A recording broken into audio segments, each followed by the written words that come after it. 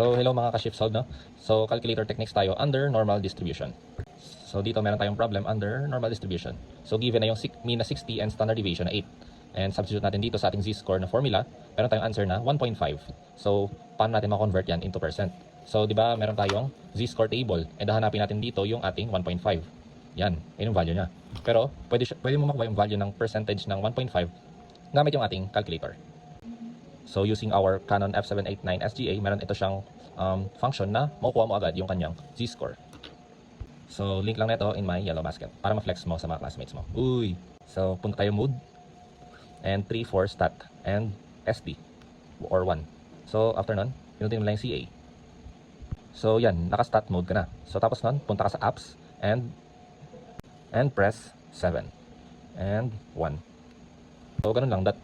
That is how you solve this type of problems using your calculator. So, isa pang problem na. So, bago tayo mag-proceed, let me introduce to you the app that I use a lot is KnowUnity.ai. Marami itong features na makakatulong sa studies mo. Ayan, nakaka-access ka pa ng reviewers ng ibang creators as well. Nakatagalog pa yan, no? Uy, lupit. So, isang feature ng KnowUnity is that pwede siyang mag-generate ng quiz mo. Pwede mo din ma-adjust yung kanyang difficulty. Tapos yan, in-explain niya pa kung bakit tama yung sagot mo.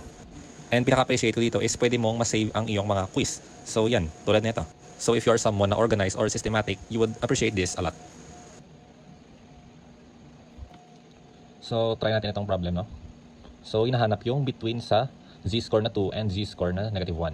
So ang area daw is 0.8185. So try natin sa ating calculator. So apps 7, 1, 2 subtracted by, so apps ulit 7, 1 and -1. There we have 0.818189. So compare natin is lapit na naman sila. So pwede na rin gamitin to. Pwede kayo mag-input ng dalawang function na ganito. So yun lang.